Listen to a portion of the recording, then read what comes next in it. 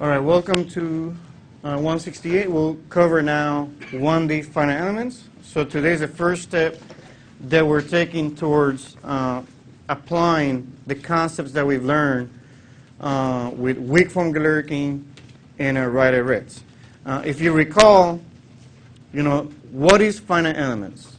Can somebody remind the group what is finite elements? It's the same question asked every single day that we teach here. Why are you here for? That's the question.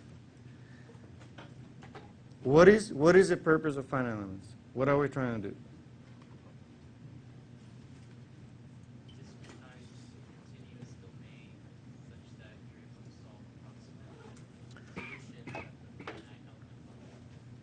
So we're trying to solve a physics problem which may be described by a partial differential equation,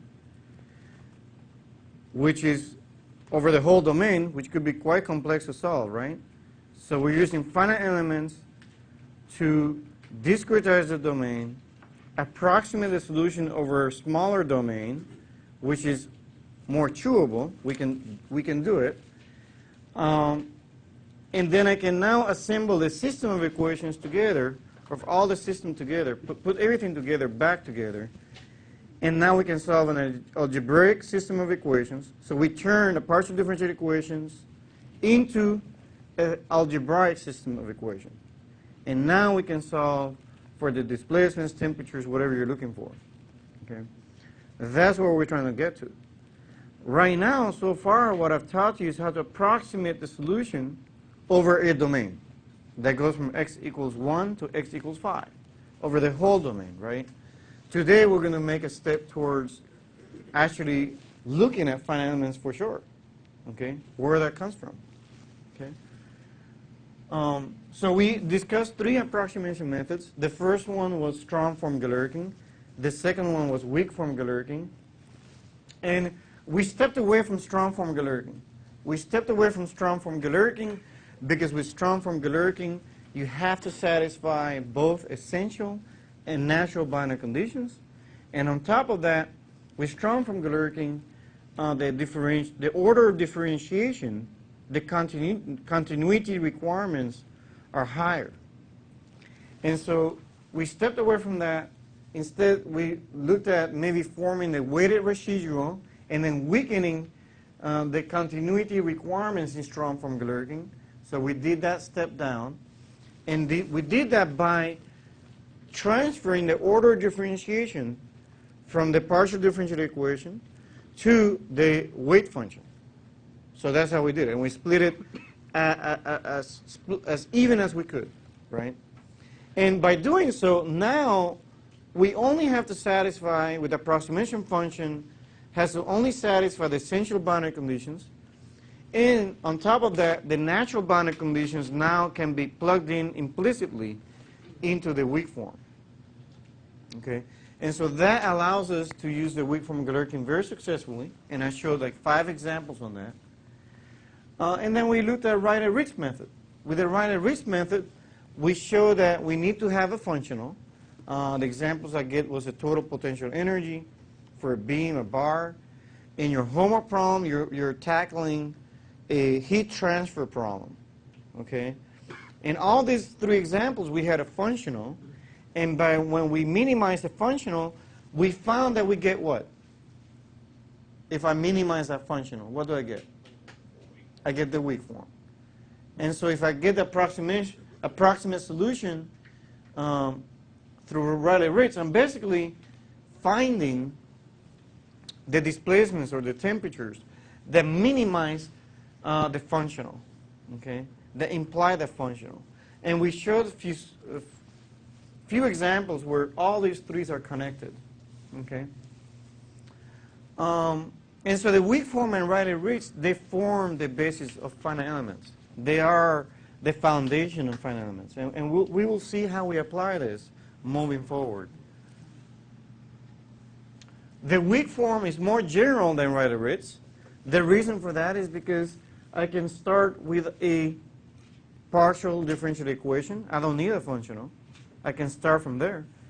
And if I have a partial differential equation, all I have to do is multiply the partial differential equation, form the residual function, multiply by the wave function, integrate that over the domain, and now I can integrate by parts to split derivatives and weaken the continuity requirements. With the weak form Galerkin, I just start with the PDE or ODE. With the Riley rates, I need the functional. And that functional may not be well described. For example, we talked about for a functional to exist, it needs to be potentially a quadratic functional. It must be a conservative system in many of these cases. Or it may not be easy to figure out that functional looks like. But if you know the functional, which comes very naturally in structural mechanics, then it's convenient to start from there. We talked about the essential boundary conditions are the only ones that need to be satisfied with the weak form Galerkin and the Riley-Ritz. Okay.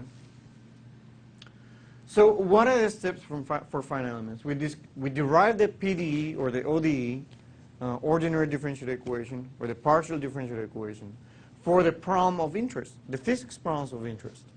And then we formulate. The second step is to formulate how does an element behave. And so what we try to do is approximate the solution over the element. And then I'll discretize the domain, which the domain may go from 0 to L, into smaller subdomains, which I'm calling elements. And by doing so, and knowing how the approximation function behaves over the subdomain, over the element, now I can assemble all these elements back together. So I'll assemble a stiffness matrix, the force vector. I'll impose the boundary conditions of the problem. And by doing so, now I can solve for the algebraic system of equations. And finally, you will go ahead and post-process your results and make sure they make sense, right? So those are the basic steps we talked about. And today, we're going to be focusing on how we formulate that element behavior. Then we'll apply to various problems to see how we do the rest. But today, we're doing 1D finite elements. And that's basically, we are in it now, okay? We're in it. So let's consider the following 1D domain. I have loads applied at various locations here, as you see. Maybe I have a beam problem with boundary conditions here in the middle. Then I have a load applied at the end. In both of these cases, I have discontinuous loads. I have, potentially, I could have cross-sectional areas that are different. That's one situation I could have. But I could have a situation where I have discontinuous domains. You know, one domain is not the same as the next one. Or there's loads in between that are applied. So in both of these cases, it will be advantageous to divide the domain into three. In this one, it will be three pieces. One up to here, one up to here, and then one up to here. So I'll divide this into three elements. It will make more sense. In this one, it will probably make more sense to divide into 4 elements. 1, 2, 3, and 4. You know, it makes more sense that way. So if I were to use a polynomial approximation using weak form Galerkin or Riley-Ritz in either of these problems, I could do that. The situation is going to be, it may be challenging to get a good solution that compares well with exact solution. And the reason is because I'm using a single approximation function. Do you agree that I'm kind of limited in what I can do with that? If I have a single approximation function that has to get very accurate results for these two problems, that's quite complex because I have discontinuous boundary conditions, I have discontinuous loading conditions. You know, so for example, a single approximation function will be very difficult to use to solve a whole airplane. You know, I just can't use a single approximation. I can use it. It's going to be quite off from the exact solution, right? And the issue is, you know, I can add more terms to this. I can add more terms to that. And if you add more terms to that, what ends up happening is that you will start getting some oscillations. So say I go to 8th order, 9th order polynomial to try to solve these problems. and trying to get to the exact solution. Well, if I did that, most likely I'm going to start. You're going to start seeing oscillations in the solution. Okay, that's one issue. Another issue is that the unknown coefficients here, these unknown coefficients, have no meaning. We don't know what they mean. They're just unknown coefficients. You know, that's not very attractive, right? I would like to solve for quantities that have meaning. That right away, when I solve for these quantities, I know what they mean right away. Here, this polynomial I'm using, these guys have no meaning whatsoever. Okay, they're just coefficients to the basis functions, right? Another thing, if I construct a polynomial to approximate the solution over this domain, and then another polynomial over this domain, and another polynomial over this domain, do you agree that now I have about, how many unknown coefficients I have now? 3, maybe 3, maybe 3 if I have a quadratic function, right? So I have a total of 9. So now all these 9 coefficients have no physical meaning. It's very difficult for us to connect this guy to this guy and this guy to this guy. I could do it because we know that the slope must be continuous. We know that the displacements must be continuous across, so you can make this side equal to that side. But it's not systematic. It's not leading us to a systematic approach. In mechanics of materials, I believe that you have to solve differential equations for a beam, for deflection of a beam. Remember? You had to do that. And you probably have to make the deflection from this side equal to this side and solve a bunch of constants, right? But that doesn't lend itself to a very systematic approach. The whole point of finite elements is I created the super crank, and this crank I feed in a partial differential equation to this crank that I invented. I crank the whole thing, and then what comes out? The solution to the problem. And I can sit home and relax. When I run engine models for large rockets or airplanes, right, or the wing of an aircraft, all you do is you mesh the thing, you make sure you're using the right, elements and whatnot, but you submit this thing into your computer, and the computer is doing all the steps in the background. You sit down, relax, have a, coffee. If you don't like coffee, try tea, and if you don't like tea, try water, right? But you can sit back and relax and watch the show. And the show is you're thinking about the problem. You're thinking about what the solution may tell you later on because you need to be prepared for it. Sometimes my analysis can take, 3 hours. But I'm not doing all that by hand. Now here in this class you are doing it by hand because I have a goal, right? Our goal is to learn how finite elements works because if you understand how it works, you can use it more successfully in the GUI, right? But it's not coefficients. The way we're implementing work from Galerkin and Riley-Ritz is not convenient. It's not lending itself for us to submit the solution, submit the problem to the computer and the computer solves it. It's not general enough, okay? So 3 big limitations. 3 oscillations, unknown coefficients have no meaning, and then again, how do I connect one element to another, okay? And so what we're going to do is think about this problem a little bit different. I don't know the nodal values. I don't know the displacements or the temperatures. I don't know what's going on at these locations, okay? So let's keep that in mind. That's what we want to find, right? That's what we want to find. There is a question here in the audience. If Rayleigh-Ritz is based on potential energy, does that mean this doesn't apply for non-conservative processes? Excellent question. So the question on the floor is, if I have a conservative system, can I use Rayleigh-Ritz? The answer is yes. If I have a non-conservative system, you probably cannot come up with a functional. There are ways to come up with it, but in most cases, a functional does not exist. Like a total potential energy cannot be written because of that. Okay, and so Rayleigh-Ritz cannot be used, but you could use weak form Galerkin instead. Most of the times, a conservative system is going to result in a symmetric stiffness matrix. A non-conservative system, most of the cases, is going to result in a non-symmetric stiffness metrics. Okay? So if you have a friction problem, or you have situations where you have follower forces, forces that follow the deformation, those cases will result typically in non-conservative systems, and writing a functional could be quite challenging. In those cases, you will go to the weak form Glerkin. But going back to this, you know, the question becomes, what do I need to impose across from one element to another? What do I need to impose that needs to be continuous across element boundaries, right? So when we want to answer that question, what we need to do is to focus on the essential boundary conditions.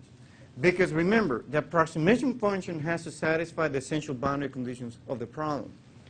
So to do that, to figure out what quantity needs to be continuous across element boundaries, okay, let's say there's an element here that stops there and an element starts here and ends here. I want to know what needs to be continuous across that. What you're going to do, you'll develop the weak form of the problem. In this case, I developed it for the bar.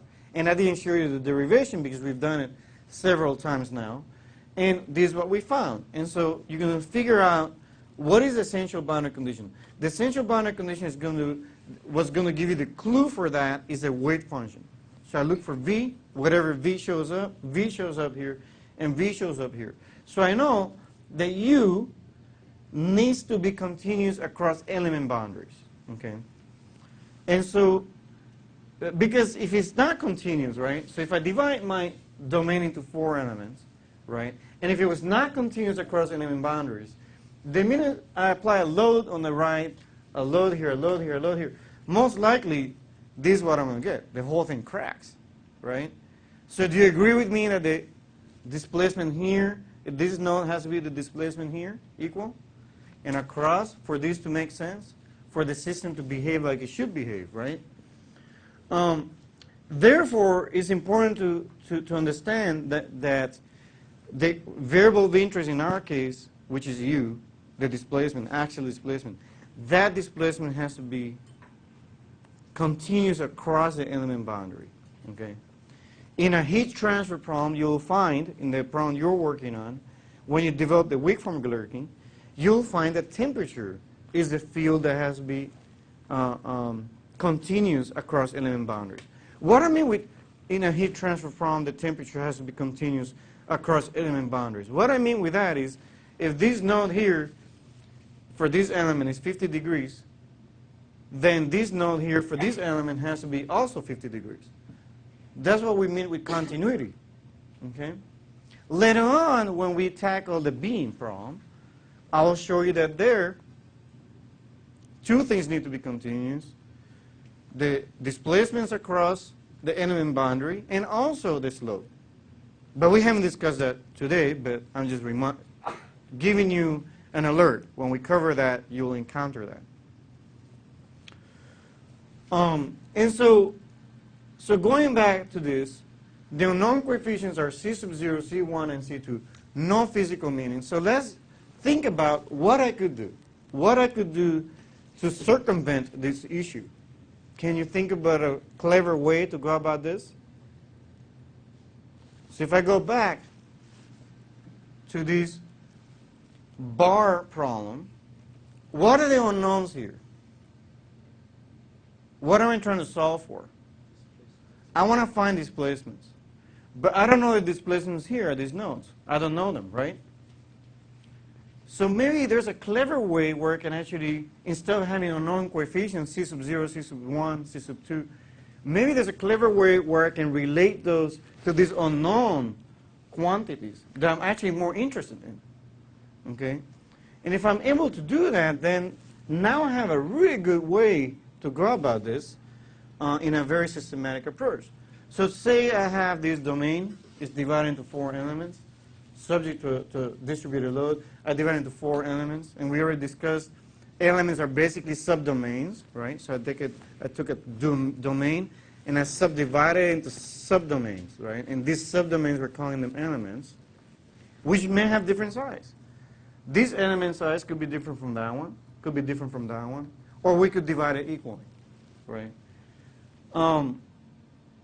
And so our goal is to use the finite element process to determine U, the displacements. So let's look at the displacements over this bar system. Okay, let's pretend for a second that this is the solution to the problem. Okay, one thing I could do is say take an element here, say this is the element I'm looking at, and I'm going to say, you know what? I'm going to interpolate the displacements from this point to that point. Okay, I know the displacement is U3. I know the displacement is U2. In between, I'm going to use a linear interpolation. I'm going to assume that a linear function fits well there. And if I do that, maybe my approximation function, remember when I chose a linear polynomial? I could use a quadratic or cubic polynomial, remember? In your homework, what are you using right now? Quadratic? Quadratic for 1 and cubic for 2. Quadratic for problem number 1 and cubic for problem number 2. That's a lot of work. Hopefully you're making progress. But instead of using quadratic, what if I use linear? A linear approximation that will represent the approximation over these elements. But in this case, the unknown coefficients are U3 and U4. What if I did that? So again, I'm going to approximate the solution of the problem over that subdomain using a linear polynomial. And the linear polynomial, the unknown coefficients, my preference will be that these unknown coefficients be these displacements here. Right now, they're not a function of those displacements. The unknown coefficients have C sub 0 and C sub 1, right? So looking here, this is the linear approximation I would like to make over, say, this subdomain, okay? And this linear approximation right now has two unknown coefficients that have no physical meaning. But what I could do is figure out a clever way to relate that to the unknown quantities here, okay? Well, do we know the displacements here? We don't know what they are. Do we know the displacements here? We don't know what they are. So I have two unknowns, and also I have these other two unknowns from the original polynomial that I'm using. Because this is a typical way that you'll have gone in. You'll have used this, typically, gone into weak form Galerkin, plug it back in there, or you'll have used that, put in the right Ritz, and get the coefficients, right? That's what you will have done. But again, they have no physical meaning. So what I could do is evaluate that at this boundary. And we know that at that boundary is UI. Let's call it UI. I is just a label for that node, okay? And J is a label for that node. So we'll evaluate the second node coordinate here, and then I get C sub 0 plus C1 xj equals uj. And now what I have is two equations, two unknowns, and what I really want to do is to write these coefficients in terms of ui and uj. That's really what I want to do, because those are the unknown coefficients now. But the cool thing about that is that the unknown coefficients now have meaning, okay? And in essence, what I'm really doing is, I don't know what UI is, I don't know what UJR is, so I don't know these numbers, but there could be coefficients to my basis functions, and not only that, they interpolate the solution for the displacements, and they have physical meaning. So if I went and did the exercise, I'll go in, plug that in for xi, plug in for what's xj, and then I can solve for C1, and I can solve for C naught. So I can solve for C1 and C naught, okay? And xi and xj are known. These are coordinates that are very well known. So I know this number, and I know that number, okay? I'm just doing a very general way so you understand it. And then also notice that the difference between xi and xj is the length of the element, okay? There's a small, well, there's no error. It's minus LE. So I almost thought there's an error, but xj minus xi is the length of the element. You agree? Yeah. So now when I plug in C1 in here and C0 in here, I can now, and that's what I have there, I can now factor out what UI from that equation, and I can factor uj from that equation. Okay? And so I get the approximation function now became ui times something plus uj times something. Okay? So I have written my approximation function a little bit different, you know, and I've done it in a clever way. Okay? Do you have any questions in what I just did? So my unknown coefficients, I started with this, and this is what you have typically used to plug into weak form Galerkin and Riley-Ritz. We've turned that into something that I can relate to quantities at the nodes.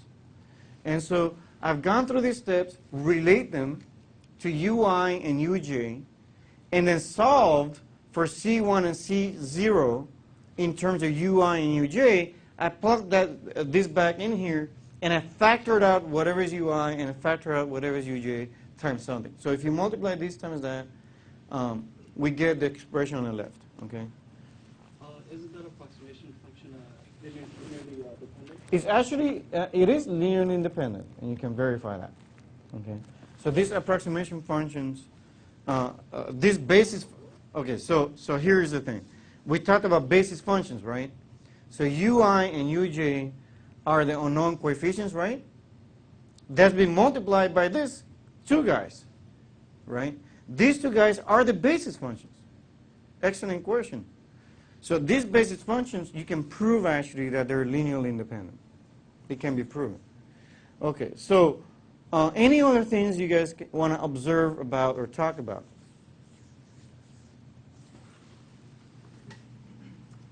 Before I continue.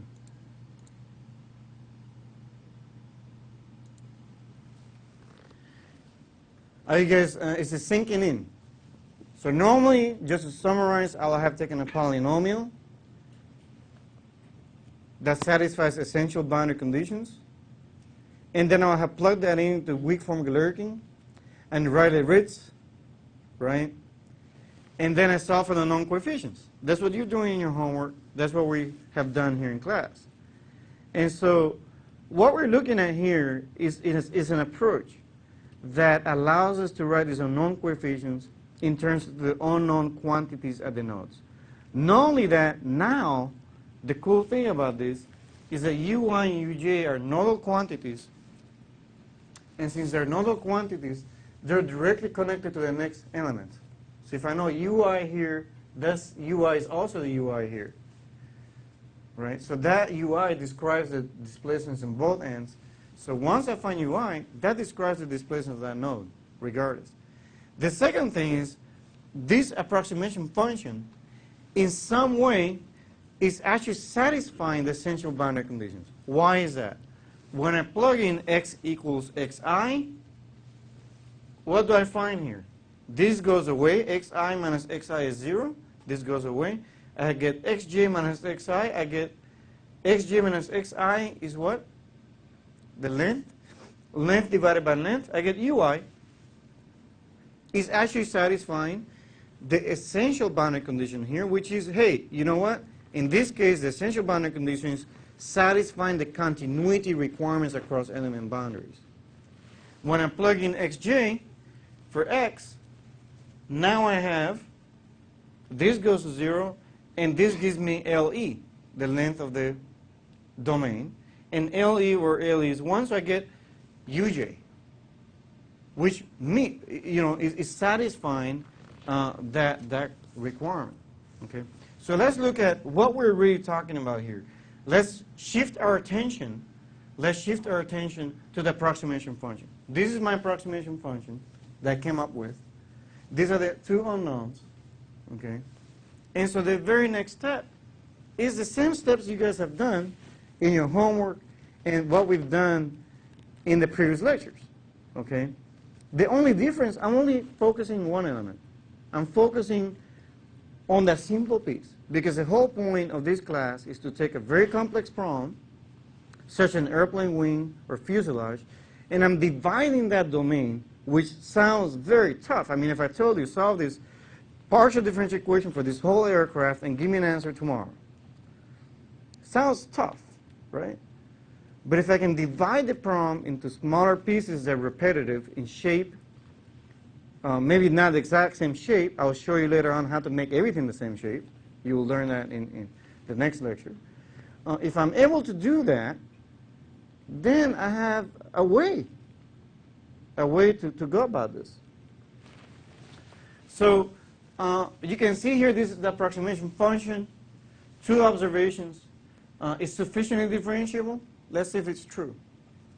So I have u prime and v prime. V prime is what I use for my basis function. Is that correct? So is this sufficiently differentiable? You tell me. Can I take derivatives and not get 0? Yeah. I can take derivatives, and everything seems to work out. You know, I can make it happen. Both in weak form Galerkin and Riley-Ritz, in both cases, not only the essential boundary conditions are met, like I discussed, okay, but it's sufficiently differentiable, and these are linearly independent. These basis functions are linearly independent. Okay, I'm going to introduce a jargon. Okay, but I don't want you to lose focus with this jargon. That jargon is the following: these basis functions have a name. Okay, these basis functions have a name, and their name is shape functions. But I don't want that name to make you forget what you're doing. What you're doing, right, is you take your partial differential equation, you multiply by a weight function that's admissible, you integrate that over the domain, so you make the residual function orthogonal to the weight function, and then you plug in, you weaken the continuity requirements, you plug in the approximation function into the weak form, and you make the residual function now that has been weakened in continuity requirements, you make it orthogonal to each of the basis function, where the weight function has been selected as a basis function. We've selected the weight function as the basis function. So I don't want you to lose track of that, of what we're doing here. But these guys have a name, and their name is shape functions. That's what we use in finite elements. Okay? And so if I look at a shape function, you know, this is a formula that I have, right? That's the formula I had before. So the shape functions typically, we will name them as n. So this is shape function ni. This one is shape function nj. That's done by convention. In our area of expertise, n is what is used for shape function to describe the basis functions. Don't forget that. I'll talk about shape functions, but all throughout this quarter or semester, I want you to remember that the shape functions we're talking about are the basis functions. We're just giving them a name because you will see that they actually have shapes. They have some interesting properties as well. Okay, and I can take this and I can plug it in this form. You know, so this ni and j, and I can put it in the matrix form. And that way I have just n times d, just to make it simple. Okay. And this is very nice. To work in matrix notation is very powerful, because if you did everything by hand, it's going to be very time consuming. Another approach is to use indicial notation. Indicial notation allows you to program things very quickly. With matrix notation, you're keeping track of everything in your head. So, okay, you know that n, later on, next page, if I don't tell you what n is, I want you to memorize that that's what n is, okay? So you have to keep that in your head, in essence. But that's okay, because with finite elements, you have to sort of trust the system, meaning just make the progress that you need to do and hope that everything is going well, and then just make sure your steps are correct. It's impossible to memorize. When I was putting this PowerPoint together, I had to go back and forth to remember what n was, so I knew what the size of the matrices are, right? So I'm not expecting for you to memorize what n looks like. I'm expecting you to know what the process is, how to derive the process. So when I give you the homework for next week, I give you a partial differential equation, ordinary differential equation. you can use finite elements in that problem and apply it successfully. And so when I plot Ni and Nj, if I put in here xi for Ni, I put xi here, what do I get? 1. So it starts at 1. The value of n starts at 1 at x equals xi. What happens when I plug in x equals xj here? 0. So this first shape function Ni goes from 1 to 0. 1 to 0. The second thing you notice that Nj actually is opposite. When I plug in x equals xj, I get L. Sorry, when I plug in x equals xj, what do I get? Is that right? Yeah. Yeah, I get 1, which is this n. And if I plug in xi, I get 0. Right. So you can see these shape functions, these basis functions, have shapes, right? And these are very interesting properties. In fact, finite elements is so powerful. I'm going to show you later why this actually works out. Why is this important? We'll cover that. But there's two important properties that need to be talked about here. The first property is if I added the shape functions together, if I just added them up one by one, I get 1 for value. So the value is 1. Every time you add shape functions this way, they're going to add up to 1. It's an important property, and we'll discuss why that's important, okay, later on in this lecture. The second important property is something called the Kronecker delta property. Now, don't get, this name sounds very fancy, but I'll simplify it for you. What this property says is that this shape function that corresponds to node I, that shape function at xi is 1 and 0 at other nodes. So the shape function pertinent, that shape function related to the node of interest, that shape function takes a value of 1 and 0 else any other node. That's what it's saying. Okay? So don't get hung up by this name, but I have to use it so you know the jargon in finance, so you know what we're talking about. But I actually don't care if you don't remember Kronecker delta. All I want you to remember is that shape function pertinent to node I, in this case Ni, is 1 here but 0 here. Okay? Second property that you have to understand is that when I add these together, I should get a constant line of 1 across. So if I add this times that plus that, I get 1. Okay, so two very important properties that these basis functions have. Okay.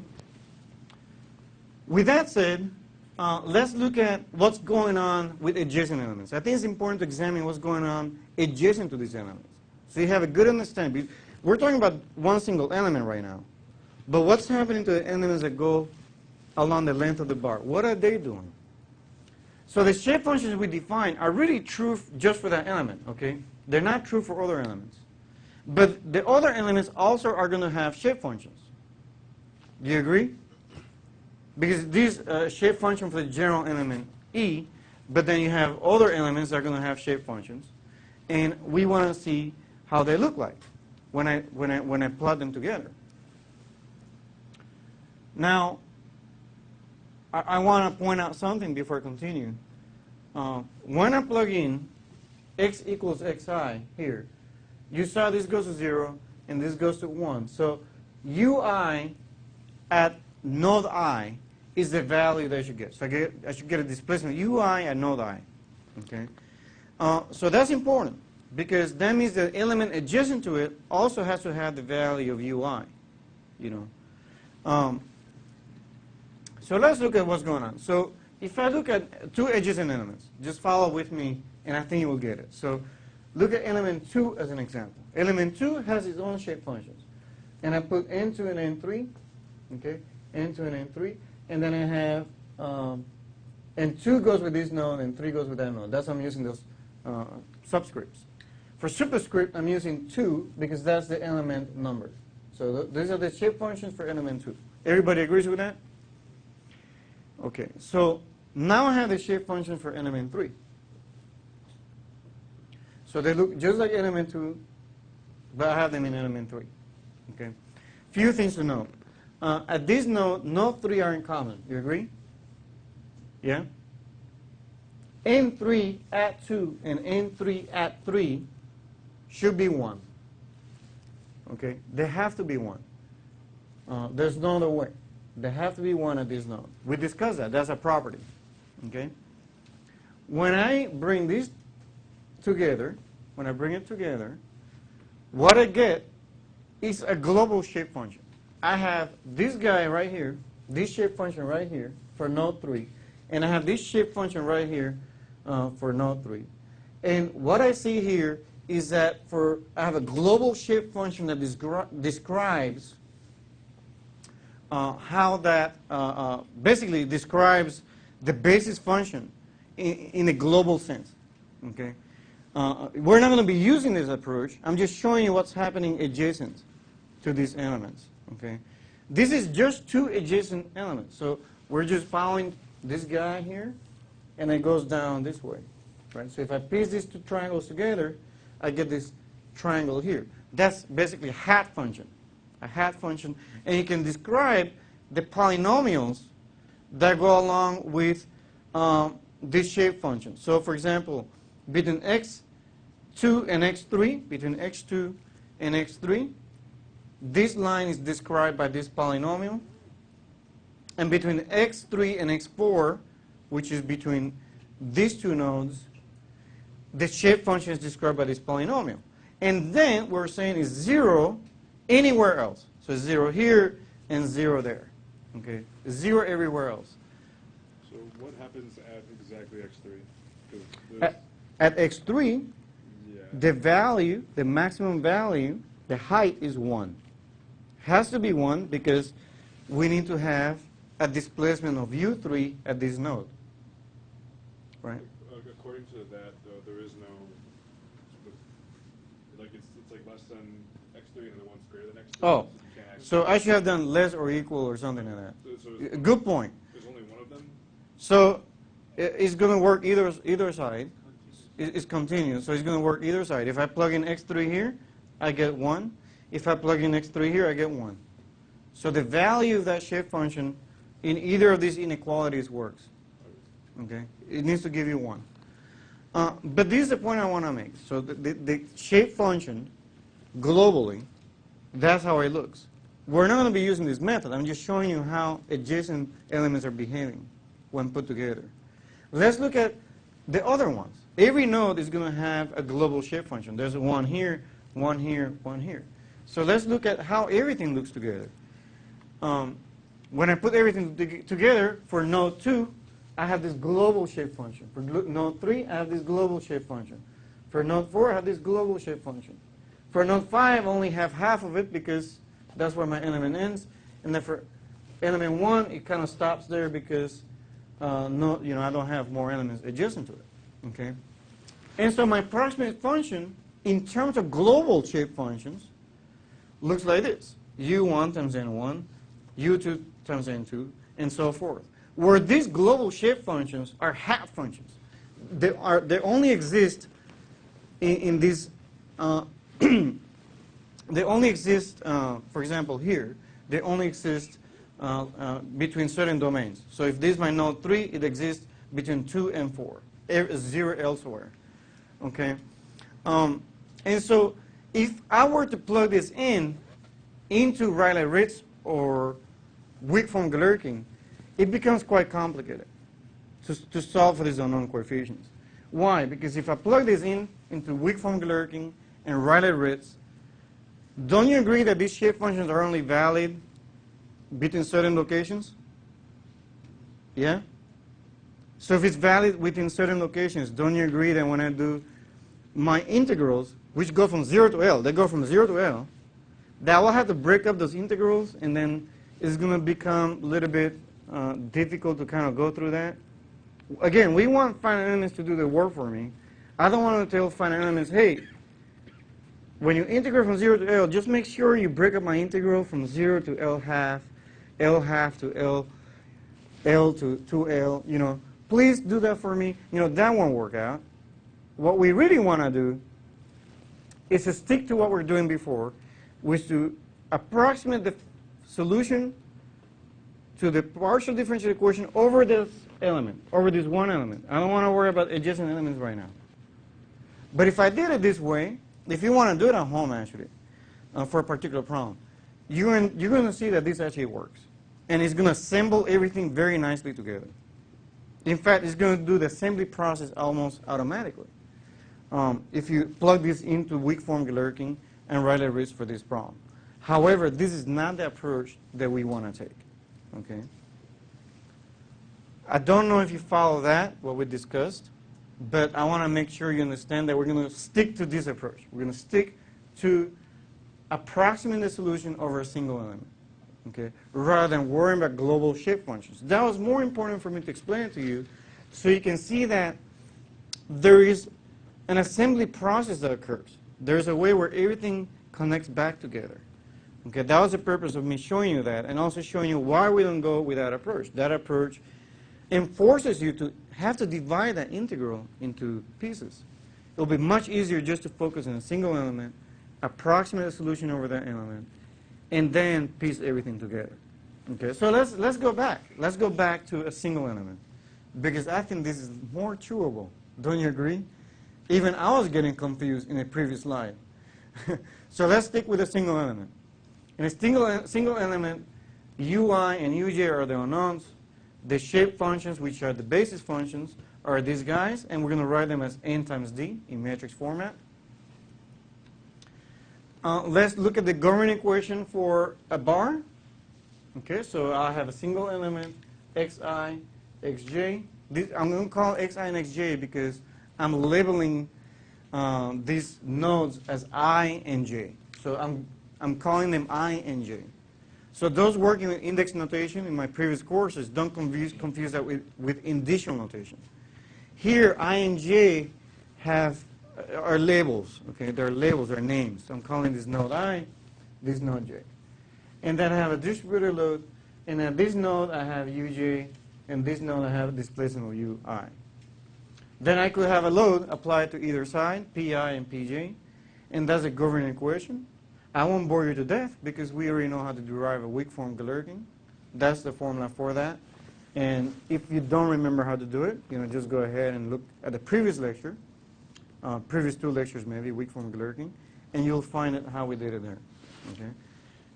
And you should be an expert by now if you're doing that homework. Okay. And now, what I want to do is plug in my approximation. I want to plug in this approximation here. This approximation here. I'll plug that into the weak form. And so when I do that, okay, well, I didn't do it yet. I was trying to look at a few things here. So for example, I have a u prime that I have to worry about. You agree? And u looks like this. Okay. So obviously I need to get u prime. So I will take that derivative, and I did it here at the bottom. This derivative is useful to calculate ahead of time because you're not going to need it. Okay? And so all I did is take derivatives of u tilde, and I get dn dx, dn dx. And that's what you see here. Okay? I'm going to call this matrix B.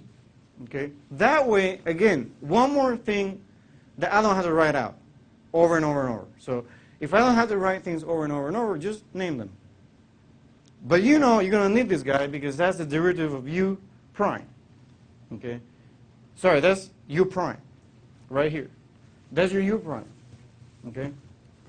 And so it's kind of making things easier for us to write things in matrix notation. Secondly, I'll plug in what u is, u prime is. U prime, everybody agrees with me that with weak form Galerkin, for u, we plug in u tilde. You agree?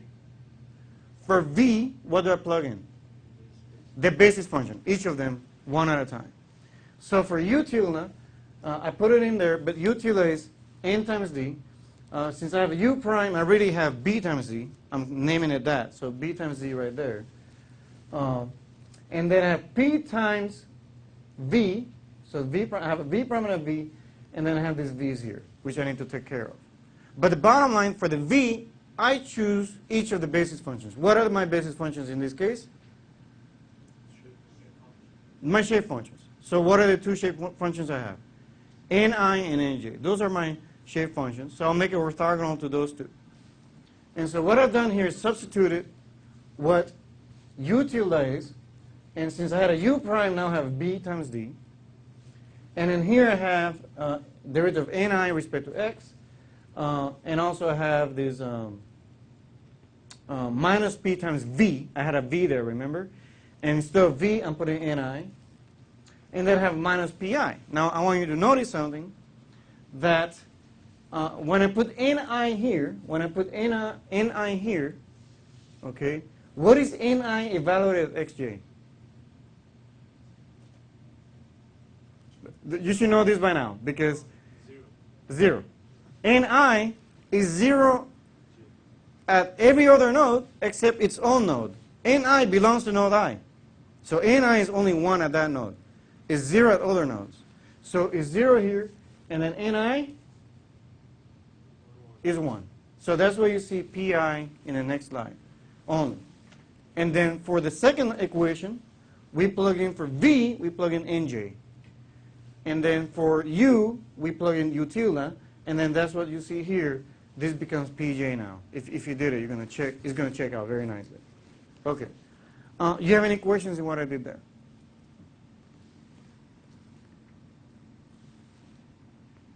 If you notice very quickly, actually, what you have here is two equations.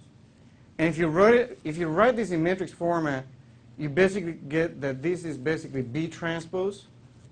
You agree? I mean, look at it. Isn't this B transpose? So let's look back. I see some blank faces, so I'll show you. This is B, right? This matrix here is B. Yeah? Now take that in your mind. Transpose it. Isn't that what we have here? So that's B transpose. Here also I have a transpose, but in this case, that's N. Here that's N, and that's N transpose now. So you can see here, that's what I got, N transpose. So if I put into matrix format, this is the way it looks. I have B transpose times B, and then the D, this D of unknown coefficients does not depend on the integral. Bring it outside the integral. And then you have N transpose here plus P, and then P is Pi and Pj. Okay, this makes sense because tell me very quickly, what is the size of B transpose, that matrix? What is the size of that matrix? 2 by 1. What is the size of this one? 1 by 2. So I should get a 2 by 2 matrix times my deflection vector, displacement vector. And so this seems to work out. In the future, if you don't want to go through this pain, I have a trick for you. Don't go through that pain. Substitute V for N transpose. And if you do that, you're done. So all I had to do earlier was to substitute for V N transpose, for V N transpose, except it would be N transpose prime because I have a prime. And so I'll be done if I do that. It'll be quicker. Okay. Now, I have to calculate what this B is. We discussed that B is that. Well, this is very neat because derivative of Ni respect to x, the only thing that has x here is this, so I have minus 1 over LE. And derivative of Nj respect to x is is 1 over LE, right?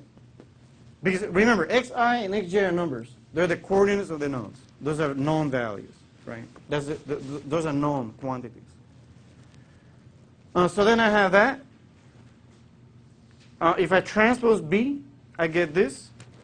Multiply by this. If I bring everything to the other side of the equation, the forces, I get that. Just multiply everything out. See what we get. Multiply everything out. Equals that. And if I operate in all these things, I get EA over L. 1 minus 1 minus 1, 1. UI, UJ. And I have the local element consistent and concentrated force vector. Isn't that what we got earlier?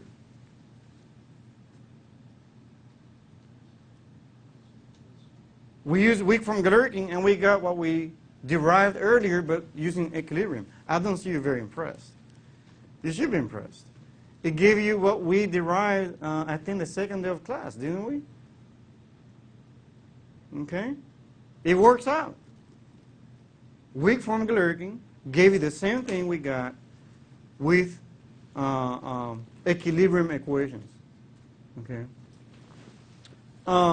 But now I know how to, remember in that second homework, or maybe first homework, I asked you to, I put a distributed load, right? And you had to figure out how to distribute the load between the two nodes. Well, this will tell you how to distribute it automatically. It will do it for you. So if I put a constant load here, it will tell me, okay, let me integrate this, and I'll tell you what goes in this node and what goes in this node. Because I have two nodes, I and j, right? If I put a triangular distribution for my load, it will tell me, okay, put a third here and put 2/3 here. I'm not going to do it for you here, but that's what it's going to do for you. Okay? Again, I'm getting closer to an automatic crank. Closer and closer. It's not quite perfect yet. I'll tell you why in the next lecture. But in this lecture, it's not quite automatic yet. It's not actually that automatic yet. There's a question in the audience, but I'm going to go off the record because I want you to take a break right now. Okay, let's get started here. There are some questions in the audience during the break of how I integrated this. So in this case, I assume that EA, the modulus and area are constant. That allowed us to bring everything outside the integral. The length is constant. I know what the length is. So all this matrix goes out with the EA goes out. And then I'm left with the integral over dx. Well, the integral of the dx is just LE. And so when you multiply EA times this matrix times LE, you get this matrix. Okay. I'll have an example later on where the area changes. And so that way you can see how it works out in that example. Okay. But again, this is the same equation we found through equilibrium equations during the lecture for trusses. Now let's look at doing it through Rayleigh-Ritz. What about Rayleigh-Ritz? With Rayleigh-Ritz, I have the potential energy for the bar. Okay, that's the formula for the potential energy for the bar. And guess what happens when I minimize this potential energy? What do I get? The weak form. Very good. I get the weak form. I'm going to do a little trick here. I know these are not matrices, but just visually, it's more appealing. Instead of having u prime squared, I'm going to repeat this u prime here, right? The scalar quantity u prime, I can transpose it. I just get the same scalar quantity. Nothing changes. So it's a trick. Put 1/2 in front. Everything else stays the same. And now I can plug in the approximation function for u. The approximation function for u is ni ui plus nj ui. In this case, there's a prime there. So prime squared, okay, dx minus q times u tilde dA, and then minus p j uj minus p I ui. Okay, so that's what I get. Now, with Rayleigh-Ritz, I take the derivative of pi respect to ui, the derivative of pi respect to uj, set that equal to 0, and I get how many equations? 2 equations, 2 unknowns, and that's what you get. But if I use matrix notation, it also works very nicely. Use the second form. For u prime, we already said it was BD. Remember that? BD. So I have BD transpose. I have EA. For u prime, I have BD. Everybody agree so far? Very straightforward. For u, I have n times d, but I'm going to do a trick. I'm going to put the transpose of that. So I have d transpose n transpose. That's exactly what u is here. I haven't changed the meaning of that. Then I have dx minus pj uj minus pi ui equals 0. I see some blank faces on the b, so just to remind you, u prime, u is n times d. Everybody agrees with that. Let me take it back there just one more second. Maybe the break and drinking water has made you forget. But this is what we got earlier. N util is approximation function over the element. I have basis functions times the unknown coefficients. That's n times d. And I have to calculate, compute u prime. So for u prime, I have derivative of n respect to x, derivative of n respect to x. We're calling that b. So I have b times d. Okay. So that's why you see me substituting for u prime bd. That's what I did there. U prime bd. Okay. So the transpose of two matrices, or a matrix and a vector multiply transpose, you can operate in each of them, but then you have to change the order. So I did that, and I get D transpose, B transpose, E, A, B, D, blah, blah, blah. So I get the rest of it very nicely. Okay. Now, if you go to linear algebra, okay, this is what we got. If you go to linear algebra, and I wanted to minimize a quadratic function, I want to minimize this quadratic function. If I take the derivative of s respect to each of the d's, d1, d2, d3, etc. In this case, it's only two of them, ui and uj, right? But if I have n of them, it can be proven that if I did that, I actually get kd equals q. It can be proven.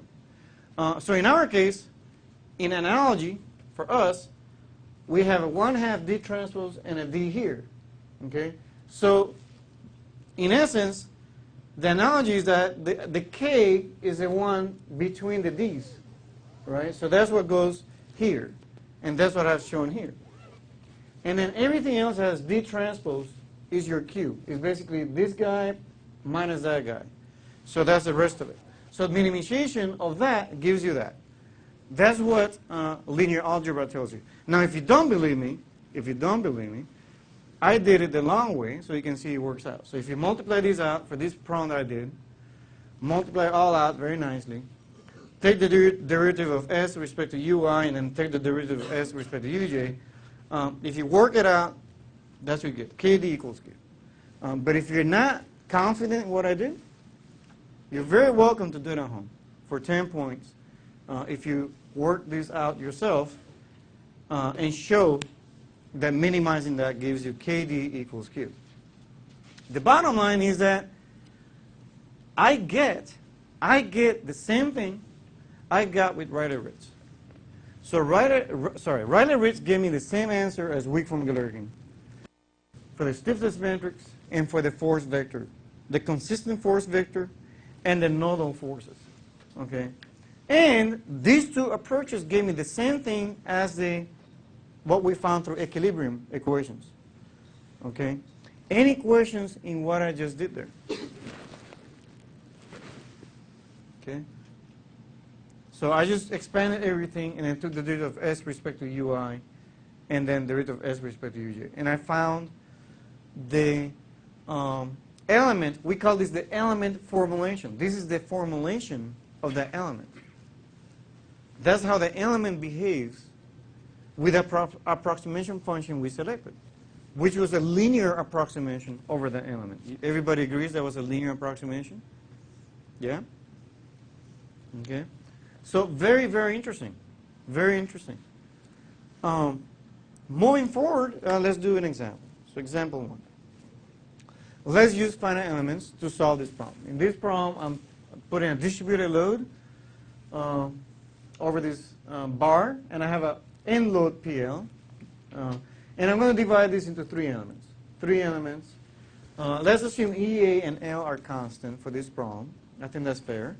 Notice that if I'm going to select 3 elements and I want to make them from equal lengths, if the length is L, then what is the length of each element? L over 3. Okay? Right? If the length is L and I divide this domain into 3 equal domains, I get a length of 3. So I make LE L over 3. Okay? I plug into my formula for the stiffness matrix. So I have EA over LE squared, 1 minus 1 minus 1, 1. You can work it out. Everything here is constant. EA, L is constant. You can work it out. You get EA over L over 3, 1 minus 1 minus 1, 1. And guess what? Since every element is the same size, then every single stiffness is the same for this problem. Okay? So they have the forces now. Let's look at the forces. So for the forces, I'm going to go back, so in case you forgot. For the distributed force, I have integral of P over the shape function 1 and then P times shape function 2. Integrate that over the domain of interest, where that distributed force is acting. In this case, general element from xi to xj, q naught over le. So I have that shape function 1. You see that? xj minus x over le, that's shape function 1. Shape function 2 is x minus xj divided by le. So if I integrated that, I actually get ql over 2. And ql over 2. Isn't that what we got using our logic when it was uniform distributed load? We said, you know what, if I have a uniform distributed load over element 2, just put the half here and put the other half there. It gives us this automatically, the answer. Now, of course, here L, small l, is L over 3, right? Is a third of the total element length. So that's why I have QL over 6. Right? But you guys get the idea. And this is what I was talking about. We've shown that before. Hey, I can just put half of that on this side, half of this on this side. So it's working out. This is what we had expected. Now when I look at the three elements, I have three elements, 1, 2, and 3. Very nice. And so the code number, since I have fixed on the left-hand side, so I have fixed on the left-hand side, I'll call that code number 0. Okay? And then for element 1, I have node 1, right? Then I have 0 and 1. Element 2 is this guy, so that's 1 and 2. So 1 and 2, 1 and 2. And then for element 3, I have 2 and 3 and 2 and 3. And then I can assemble using these code numbers, 1, 2, and 3, 1, 2, and 3. Just assemble it just like we did before. You guys are experiencing this now. And if you did that with a force vector, so the distributed load, I have, since it's distributed of the whole thing, I got the same distributed forces for each element. 1, 2, and 3. Use the code number 0, 1, 1, 2, 2, and 3. I also have I have to assemble that. So if I assemble that, I have 1, 2, and 3. So whatever 1 shows up here, 1 shows up there. So you guys know how to add all these things up. Then I also have a concentrated load. I don't have anything on the reaction force side. I don't have anything here, just here. So PL at the very end. So add these two together. So that's my Q's. I have my Q. I have K. You agree? Invert K. Multiply by Q. Get displacements. Okay? That's finite elements. We just did it. Finite elements. Okay? Example 2. Take this bar, and this bar is subject to self-weight. So I put this problem. I have, and not only that, the bar changes area, cross-sectional area. Okay. In this problem, let's use a 2-element formula. We're going to just divide the domain into 2 elements. I'll divide it right here where the load is applied, the 100 pounds extra load is applied, and I'll divide it there too. So I have 2 elements there. Very nice.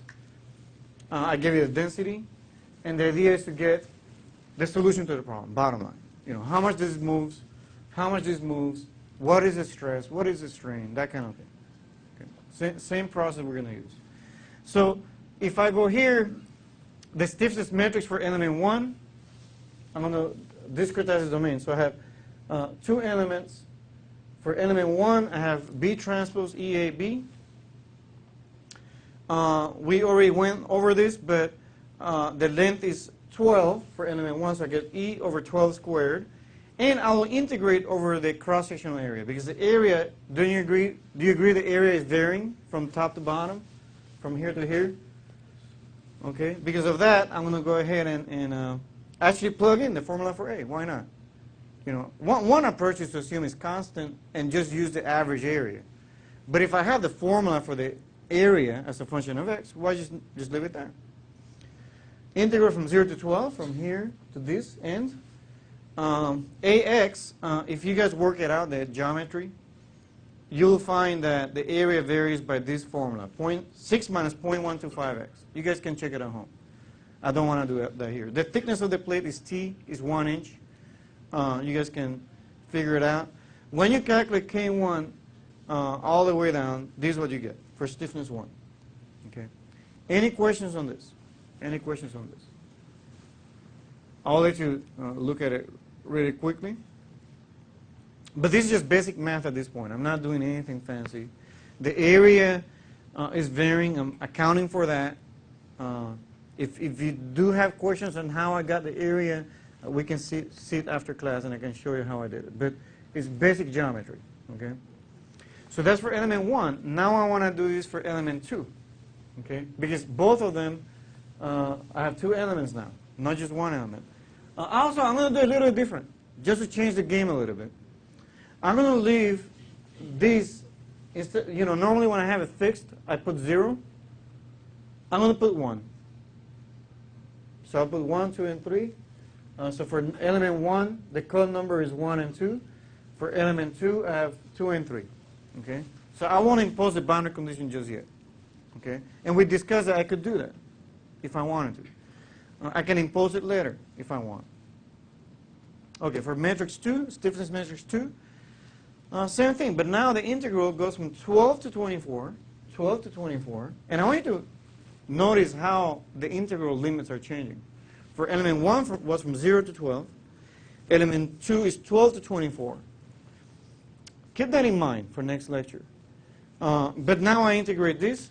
Area, the formula is the same because it's the same slope. So the formula for area is the same. I integrated the whole thing, and I got this for stiffness number 2. Okay? Let's see if this makes sense. So it makes sense. Do you expect the stiffness of a thicker part to be higher than the thinner part? Yeah, I got a higher number there for element 1 compared to element 2. You can see that for element 1 and 2, it matches, what I would have expected.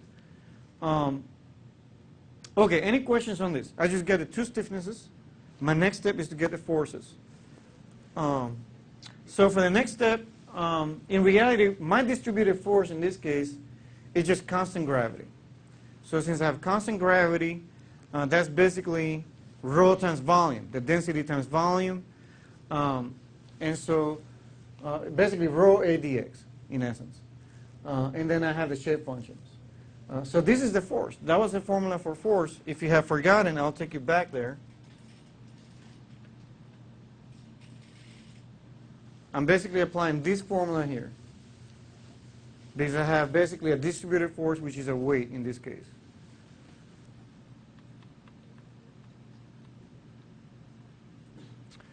And so I have my shape function 1, shape function 2. Plug it in, same process, 6 minus 0.125x, multiply all this stuff, integrate it, let Mathematica do it, right? And basically, I consider the weight, but the rho already includes weight in my example, because I'm doing it with British units or imperial units. But good question. If I was doing in metric units, I would have done rho g and do those calculations. But yeah, the way I did it was with pound force per inch cube. So when I multiply my density times volume, I get pound force, total weight. So sorry, I'm used to working in imperials, but we can do this in metrics also. Multiply all this, you get the force, and it tells me how much force to put in the first node versus the second node, almost automatically. For the second element, no, that was for the first element. For the second element, same process. But now my integral goes from 12 to 24. Okay, and then but the same equations apply. And then it tells me how much to put in the node above and the node below. Okay, because each of these elements have 2 nodes. And it's telling me how much to put in each node. Finally, I have this global stiffness matrix, so you can assemble it very quickly. You have the weight, the self-weight. You can assemble it very quickly. These 2 get added. And you have a concentrated force. Don't forget that. We had 100 pounds in node 2, so that goes there. And I have no loads applied here. However, there's a reaction force here. because I'm fixing it, I'll make a correction. Can you take a note? So we'll take a correction. So we'll make this R1. Okay, and I did it here correctly. So when I add this right-hand side, I get this formula. The stiffness matrix is this. U1 is 0, U2 and U3. I cross the first line because I impose a boundary condition. I can also cross this line. So I get this 2 by 2 matrix times U2, U3, and I can solve for U2 and U3, which I did here at the bottom. Okay. Everybody follows what I've done here. Question? Is it normal for it to not be symmetric, the stiffness matrix? Oh, good point. Why is this not symmetric? I had maybe an error. It is symmetric. It is symmetric. No, I have a minus here and plus there. But I think it's an error of mine. I have the feeling it's minus and minus here. Okay?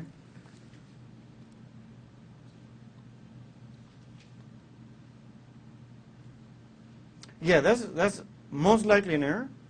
Very good observation, by the way. So we'll fix that. Okay, now, do you agree that I found U2 and U3, right? With this? No questions on that, except for this one potential issue, which we'll fix later. But if assume that this is correct, then you get U2 and U3, plug U2 and U3 back in here, multiply this by this column, and that will give you, the first row times this column gives you 9.36 plus R1. You can solve for the reaction force. And when you do that, you solve for reaction force. R1 is minus 130. Okay. Now, we can check that with an analytical solution. You can do it by hand. You know what the weight of this is. You have 100 pounds applied load. So P plus integral from 0 to 24, rho AX dx. You can do the integral, and I get 130.6280. Perfect. Reaction force matches. Okay. Second, we can get the stresses. So stresses equals, do you agree stresses equals modulus times strain? Strain is basically U prime, remember, for a bar. So E times U prime. So U prime is B times D for element 1. I know D because I calculated that. This is U1, this U1 is 0. U2 I just figured out. I know the element length, multiply these two things, and I get the stress in that first element. Second element, I know the modulus. I know the strain formula. And again, multiply this out, and I get 1.59 psi. So I have two here. Then I can get the analytical solution. This problem has an analytical solution, and it looks like this. It varies because I have a discontinuous force in between. From 0 to 12, that's the formula for the analytical solution. From 12 to 24, that's the analytical solution. It's quadratic. You can see it's quadratic in nature. Is my solution, my analytical solution, quadratic over each element or linear? My displacement assumption, my approximation function was linear or quadratic? Linear. But the analytical solution is quadratic, right? So I'm going to be off. Is everybody with me? Okay. It seems like you're the only one with me, so I hope you're with me right now. Okay, so stress equals E times D dux. So now I can get the analytical solution for that too, for the stresses. If I plot it, let's plot that. This is an analytical solution, so I plot the analytical solution for displacement. I plot the analytical solution from finite element solution. Okay, it's off a little bit here and here. Okay, and you can see this looks quadratic. Can you see that? It's not very obvious, but you can see sort of a shape, quadratic shape. And this is also curved, believe it or not, but it's very small amount of quadratic. Will the analytical solution be above the finite element solution? Very good question, by the way. When you approximate the behavior in finite elements, the solution is going to be usually stiffer, meaning it's going to be below. You're going to approach the solution from below. It's going to become, as I increase the number of elements, the displacement is going to come from below, and it's going to reach to the exact solution. So one way I could have actually improved the approximation is by increasing the number of elements. That's one way, right? We'll discuss that. But I could have done that. When I look at stresses, things get actually worse. well, here I have other things I talk about, but I think I discussed it. You can see the stress in an analytical solution drops linearly, but yet my analytical solution, my FEA solution is constant stress. That makes sense because I assumed a linear approximation over an element. So the strain is a derivative of displacement, and my displacement was linear, right? So strain is constant. You agree? So stress is constant. So it makes sense. Stress is constant. So it's not matching great, but you know, it's not bad. It's not bad. And here is actually pretty good, okay? So these are not very bad comparisons, but I could have improved the comparisons by adding elements, right? We will talk more about this in the following lecture because there are ways to improve convergence. There are ways to improve and get a better solution, okay? But before I tackle that next Thursday, we need to talk about two important properties that allows us to approach the solution to the exact solution. And those two properties are completeness, okay? Completeness and convergence, okay? And so what do I mean with that? So elements in general have to be able to represent rigid body motion, okay? I should be able to model the fact that this node moved to the right at amount A, and this node moved to amount A to the right. An example of that. Say, for example, there is no self-weight in this example. There is no self-weight. There's no self-weight here in this problem, say. If I move this node 0.1 inch, how much you think this node moves? It should move the same. Because there's no strain. I'm not straining that particular element. I'm just moving this node 0.1 inch. I'm not applying any load to that. This moves 0.1 inch also. It's moving. So I need to be able to represent that behavior. Okay? I need to represent that behavior of a rigid body motion. So that's one thing I should be able to do. And so if I actually did that, and I actually plugged in for xi, I plugged in A, and for xj, I plugged in A. Sorry, for uj, I plug in A, and for ui, I plug in A. So basically, the coefficients here, I'm making them A, both of them. Isn't that representing rigid body motion of an amount A to the right? Yeah? Everybody with me? So if I plug this in here, A and A, you can see here x cancels out, and I'm left with xj minus xi. Xj minus xi, and then this cancels out, that gives me 1, so I get A. Yes, works out. The displacement field is such that if I move this node A to the right, this node A to the right, that this whole thing in the interior is also moving an amount A. It's working out. And this is a great property that shape functions have. It's built in. It's built in. I can model rigid body motion with this basis function. That's another advantage of using shape functions as your basis function, is that you can actually model the motion, the rigid body motion. Let me go to the next slide here. Let's assume that now we have a displacement amount. But I'm going to scale the displacement on node xi by an amount c, and I'll scale the displacement on the other end by amount c. Okay? And I'll multiply by the coordinates. If I calculate the strain, so let me calculate strain very quickly. Isn't the change in length this minus that? Yeah? So this minus that. What is the original length? Xj minus xi? Isn't the original length? So then if I factor c out, I get c. So strain is constant. Okay? Strain is constant for this particular example I'm giving you.